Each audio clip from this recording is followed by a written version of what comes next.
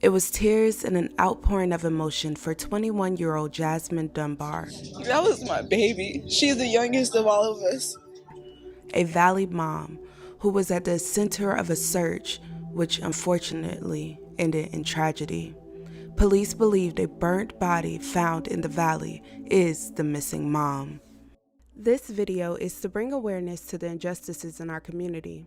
I mean no harm to the family and friends of the victims. All information included is public knowledge. The information included was gathered by local news outlets. Jasmine Dunbar was from Phoenix, Arizona, and lived in Avondale. The 21-year-old went to Millennial High School and graduated in 2015. After graduating, Jasmine studied massage therapy at Arizona School of Massage Therapy. According to her Facebook, her favorite quote is, "Blessed are the peacemakers, for they shall be called the children of God." She was a beautiful person inside and out. She was known for her smile and lively personality by those around her. She loved life, you know what I'm saying? She just loved life. She was always laughing. She was always happy. She just was really a sweet person. Like, she really cared about everybody. Like, she was just a really good-hearted person. She was also a young mother who would do anything for her 7-month-old daughter, Ariel. Although Jasmine was described as outgoing and compassionate, her friends also stated she kept certain aspects of her life private. She kept her life very private, which later angered many. According to Jasmine's godmother, whom she shared an apartment with, Jasmine had planned to meet with 20-year-old Antoine, her ex-boyfriend, Tuesday evening, March 6, 2018, and that was the last day she was ever heard from or seen again. According to police, this woman was last seen leaving a home in this area off of 51st Avenue. About an hour later, the child was found alone in a car seat. And tonight, the mother of the missing woman is asking anybody with information to come forward and talk to police. On March 6, 2018 at 9 p.m., Jasmine and her 7-month-old daughter, Ariel, met up with Antoine for a paternity test. According to Phoenix Police Sergeant, the paternity of the child was quote-unquote in question. Before leaving the home, she was able to tell her godmother she loved her and she'll be back soon. I love her, and she went out the door. And I'll talk to you later when you get back, but she ain't never come back. After picking Jasmine and her baby up around 9 p.m., an hour later, just before 10 p.m., police received a warfare call about an infant left alone on the side of the road. And according to police documents, her temperature was 49 degrees. It was about 49 degrees. We have a 7-month-old infant just abandoned in a car seat in a dark area along the roadway. What could have happened to that baby on top of it? That's where we have a lot of concerns. The infant was identified as Jasmine's 7-month-old daughter, Ariel. Along with her baby was an adult shoe, diaper bag, backpack, and a wallet containing Jasmine's ID. After the police verified that it was Jasmine's belongings, the police contacted her godmother and she was reported missing that night. They were notified that the last person she was with was Antoine, which hurt her family deeply. What's wrong? Where is my daughter? Where is my daughter? Because she wouldn't leave her baby, so where is she? If you had a child and your child was missing, wouldn't you want somebody to come and tell you about where your child is at? I don't want to think like that, but they have not found her. On the side of a street? No. Jasmine will bring Ariel. If Jasmine wants to go somewhere or do something, I keep Ariel. I have a whole bunch of concerns about he was the last person with my daughter. Where is my daughter at? Be honest. Where's my daughter at? What happened to my daughter? Why is she not with her baby? Why is her baby on the side of the street? When investigators called in Antoine, he claimed he picked up Jasmine and her baby, then dropped them off after they had a disagreement, which was furthest from the truth. After applying pressure, Antoine then told investigators his version of the truth. He told them that him and Jasmine had a disagreement in the car, which led to him punching her in the face several times. He says he pushed her out of the car at a field near Camelback and 107th Avenue. He said she was still alive when he drove away with the baby in the back seat. He then went to drop the baby off on a nearby street. The reason he felt comfortable to drop the baby off there is because he claimed he saw people nearby and believed they would take care of her. According to records, when he returned back to Jasmine, she was dead.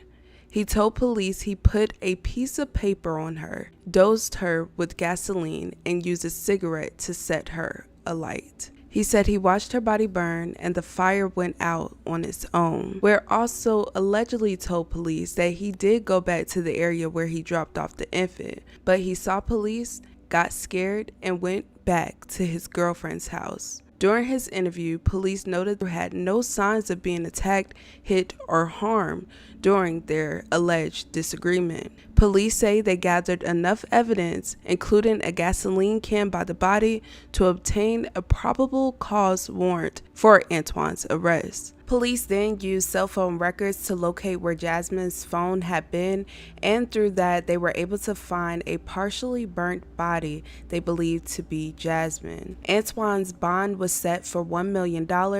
He was held in jail on a plethora of charges, including first-degree murder, kidnapping, body abandonment, and child abuse. Sir, your name and your date of birth? Antoine Trayvon Ware, date of birth 06/12/1997. Thank you. Can I get appearances, please? Scott Wolfram for the state, Your Honor. Thank you. Amy Kalman and Eleanor Knowles on behalf of Mr. Ware, who is present and in custody. Thank you. Sir, you are here on a new case out of Superior Court. The counts are 1 count of murder in the first degree, a Class 1 felony, 1 count of kidnapping, a Class 2 felony, 1 count of child or vulnerable adult abuse, a Class 2 felony, and 1 count of abandoning or concealing dead body parts, a Class 5 felony. Does the state wish to be heard at all on probable cause at this time? Your Honor, the state has significant concerns about the subject's flight risk, safety to other witnesses in this matter, and to the community based on the facts that have been provided in the probable cause statement. It's self-explanatory in terms of the nature of the allegations before the subject. State's requesting a $1 million security appearance bond in this matter. Okay, thank you. We'll get to that in a moment. The court is appointing the Public Defender's Office to represent you, Mr. Ware. You have a status conference on March 15th at 8:30 and a preliminary hearing on March 19th at 8:45. Both of those are at 175 West Madison. Do you wish to be heard on release conditions at this time? Yes, Your Honor. There's nothing in the Form 4 that would indicate there is any threats or danger to any witnesses. There's no indication that Mr. Ware has any failures to appear or any criminal history of any kind. Additionally, Mr. Ware is employed. He is an electrician with Dunbar Electricity. He's a high school graduate.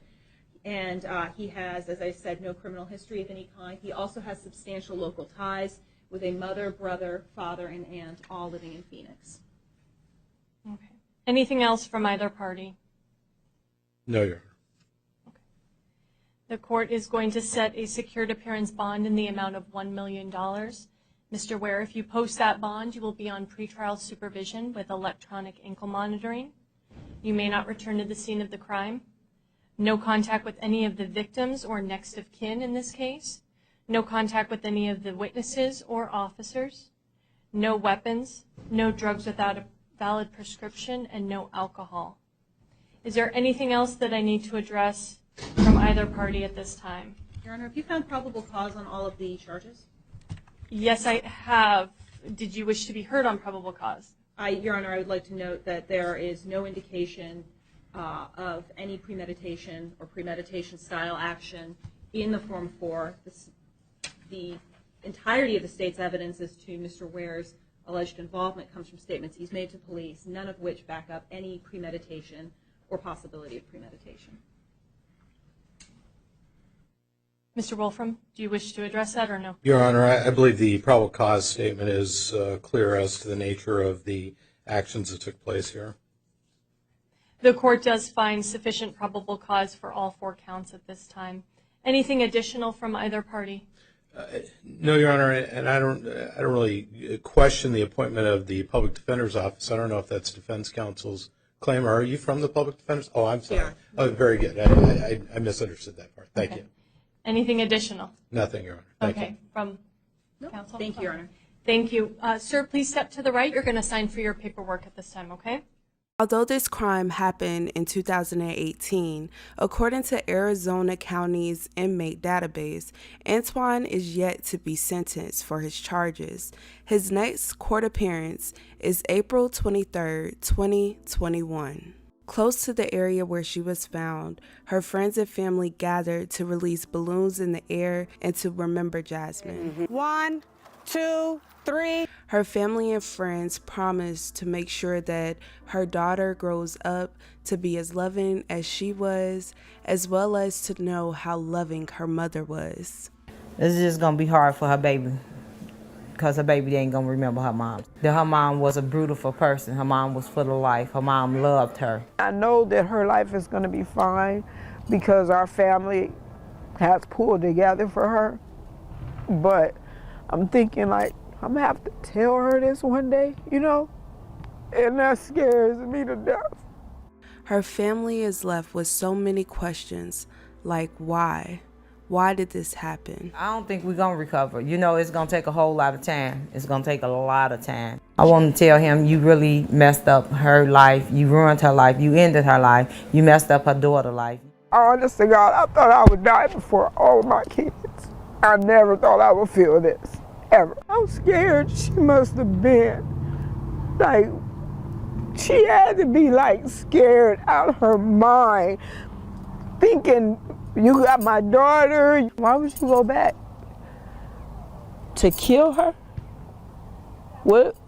For what?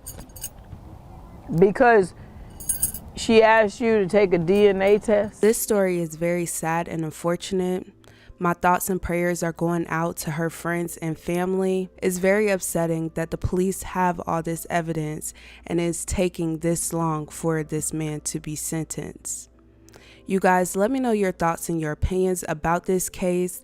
Please remember, this is Domestic Violence Awareness Month, so I plan to post at least 2 to 3 videos weekly on domestic violent cases, old or new. Please be respectful in the comments and please check on your loved ones. Love you guys.